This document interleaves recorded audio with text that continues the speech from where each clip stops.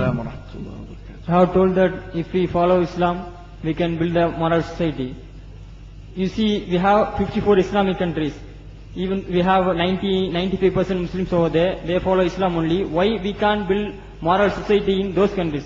Like Pakistan, Afghanistan, they have a civil war between fight between the Shias and Sunni Muslims. Why we can't build moral society over there, even though they have follow Islam? We have 95 Muslims over there. That is, you have told that if we follow Islam... No, you mean to say that Afghanistan, Pakistan, these countries are following Islam, but there's still civil wars and fighting amongst Muslims like Shia and Sunni? Why you are asking? We can't build moral society over there, even though we have 90%, 95 Muslims over First of all, Pakistan is not following Islam. Are you joking?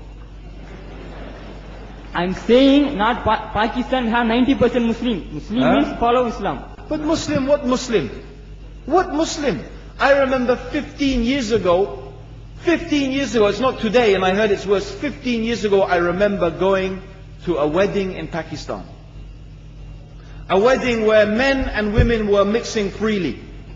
Where the bride was dancing on the stage with all the male members of the family dancing on the stage. I'm sure somewhere around, we probably hidden in a corner then, but I hear now it's open, drinking alcohol. What Muslim are we talking about? This was 15 years ago. Now I hear it's even worse. Oh yes, they're Islam.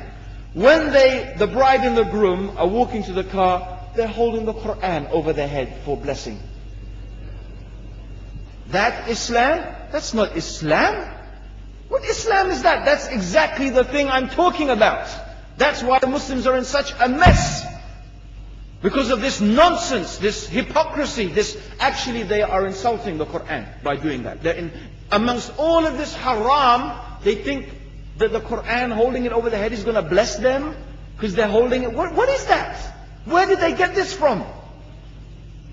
So, I don't know what we're talking about. In fact, this is the problem.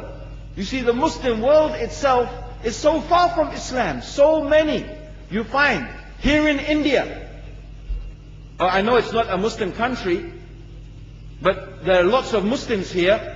But I don't know what sort of Muslim. Most of them go to the dargah and they call upon some dead person in the grave, and they think that by talking to a dead person they're going to have their needs fulfilled.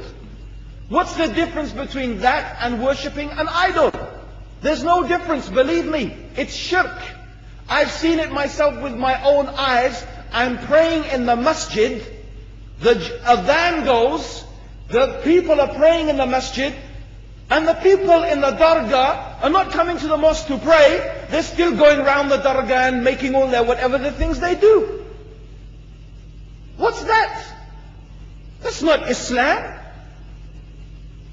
You go to many countries.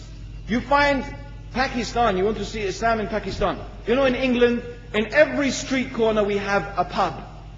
You know what's a pub? You know what's a pub? Like a bar, you know, a place where you sit and drink alcohol. Yeah? Yes? In Pakistan, believe me, they have something worse than that. Yes, worse. On every street they have a picture of a palm. Everywhere you see it, hanging from the windows. They have the picture of a palm.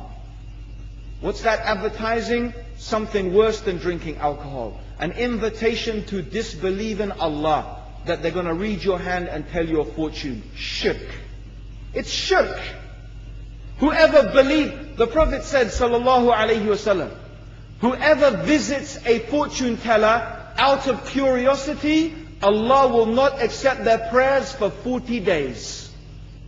Whoever believes in the fortune teller has disbelieved in Allah and His Messenger.